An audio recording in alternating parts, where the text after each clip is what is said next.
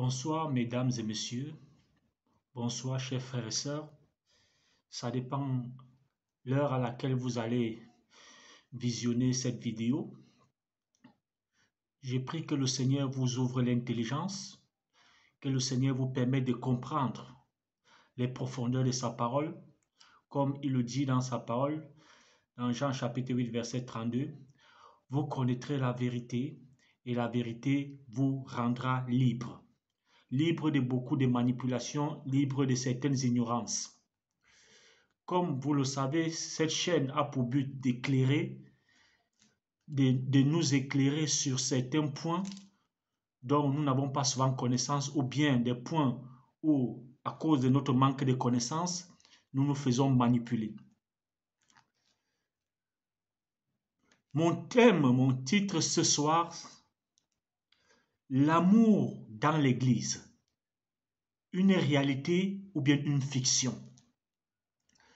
L'amour dans l'Église, une réalité ou une fiction. Permettez-moi de lire dans Jean chapitre 13 au verset 34 à 35. C'est Jésus-Christ qui parle. Je vous donne un commandement nouveau. Aimez-vous les uns les autres comme je vous ai aimés. Vous aussi aimez-vous les uns les autres. À ceci, tous connaîtront que vous êtes mes disciples, si vous avez de l'amour les uns pour les autres. Bien-aimés, c'est le Seigneur Jésus-Christ qui nous fait comprendre ici, dans Jean chapitre 13, que c'est en manifestant l'amour que des gens sauront que nous sommes des véritables disciples. Donc, bien-aimés, quand on est disciple et quand on est enfant de Dieu, nous devons manifester l'amour. Comme mon titre le dit, l'amour au milieu de l'Église des croyants, est-ce que c'est une réalité ou une fiction? Bien-aimés, je veux vous dire, c'est une fiction. C'est une fiction. Le Seigneur nous a interpellés ici à nous aimer les uns des autres. Mais bien aimés, regardez bien dans nos assemblées. Regardez bien autour de nous, dans nos différentes communautés. Est-ce qu'il y a de l'amour entre nous? Est-ce qu'il y a de l'amour? Est-ce qu'il y a véritablement de l'amour? Parce que aimer, l'amour dont Jésus-Christ parle ici, c'est d'aimer ton frère comme toi-même. Est-ce que, bien-aimés, à l'église, nous manifestons cet amour les uns envers les autres? Bien-aimés, Jésus-Christ, Dieu envoyant son fils Jésus-Christ, Dieu prenant une forme humaine pour venir se sacrifier pour une bataille spirituelle, pour le salut de nos âmes, bien-aimés, c'était par amour pour nous qu'il le faisait. C'est par amour. Et Dieu nous demande de manifester le même amour. Bien-aimé, là où il n'y a pas l'amour, bien-aimé, Dieu n'est pas d'accord. Mais bien-aimé, dans nos assemblées, il n'y a pas d'amour. Regardez par exemple, sur quoi je m'appuie, c'est sur nos réactions, notre comportement envers les uns envers les autres. Regardez dans nos assemblées. Quel est l'amour que nous manifestons? Quand un frère, par exemple, a des problèmes, qui nécessite de l'argent, un soutien matériel, si vous constatez comme moi, nous les leaders, qu'est-ce que nous allons demander? Nous allons demander à l'assemblée de prier pour cette personne. Pourtant, cette personne a besoin d'argent. Cette personne est dans un problème qui demande une intervention financière. Bien-aimé, la prière ne remplace pas de l'argent. Bien-aimé, quand Dieu nous met en communauté, en tant qu'Église, nous sommes des êtres humains. Il nous met ensemble. Bien-aimé, il y a des prières que nous avons élevées, Dieu ne va même pas écouter. Parce qu'il nous a donné les capacités de régler certains problèmes. Nous refusons de les régler. Nous brandissons la prière. Bien-aimés, quand les fidèles ont des problèmes le plus souvent, vous allez constater que nous, les leaders, nous demandons la prière. Bien, on demande à l'église de prier pour ce frère ou pour cette sœur qui a un problème. Bien-aimé, la prière est indispensable. Mais il y a des moments où Dieu voudrait qu'on manifeste notre amour en donnant un bien pour soutenir quelqu'un. Mais par contre, là, quand c'est un leader qui a des problèmes qui nécessitent les finances, bien aimé, vous allez constater qu'on ne demande jamais à l'église de prier. Quand c'est un leader qui a un problème, on va demander aux fidèles d'apporter des contributions pour soutenir le leader, pour aider le leader parce qu'il est dans des problèmes, où il a besoin de telle chose, il a besoin de ci, il a besoin de ça. On demande, on mobilise cette fois-ci la force physique et financière de chaque personne pour venir soutenir le leader qui est dans des problèmes. Bien aimé, vous voyez que cet amour-là, elle est verticale. C'est-à-dire, cet amour, je ne comprends pas. Moi, je me demande réellement, nous nous trompons ou nous trompons, nous croyons tromper Dieu. Bien-aimé, il n'y a pas d'amour.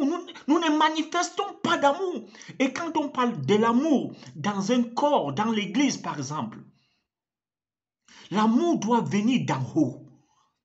L'amour, nous les leaders spirituels, c'est nous qui devons d'abord démontrer l'amour envers ceux qui sont plus bas que nous, ceux qui nous écoutent et qui nous accordent un certain respect en tant que serviteurs de Dieu. Nous devons leur démontrer. En nous doivent sortir des germes d'amour, des preuves d'amour.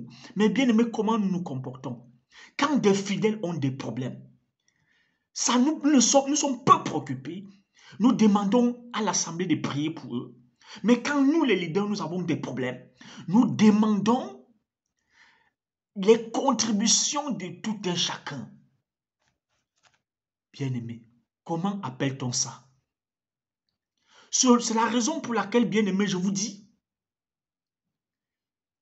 qu'il n'y a pas d'amour. C'est une fiction. Nous, en tant que leaders spirituels, nous devons être les premiers à manifester l'amour. Quand nous ne devons pas faire une distinction. Si un frère est dans les difficultés, dans l'assemblée, c'est un disciple. Nous avons besoin, il a besoin de l'aide. Nous devons manifester avec la même ferveur. Quand nous avons notre propre problème, nous devons réagir de la même façon. Nous soucier de savoir que le frère est dans des problèmes. Nous devons manifester, appeler l'union du corps pour soutenir ses frères. Bien-aimés, c'est en faisant ainsi que nous allons voir Dieu se manifester réellement dans l'Église. C'est en faisant ainsi que nous allons voir Dieu réellement se manifester dans l'Église. Mais si nous agissons en égoïste, nous nous contentons seulement de notre bien-être, mais nous oublions le bien-être des brebis que Dieu a mis sous nos ailes pour contrôler et pour conduire. Bien-aimés, nous sommes en porte-à-faux avec les principes établis par le Seigneur Jésus-Christ.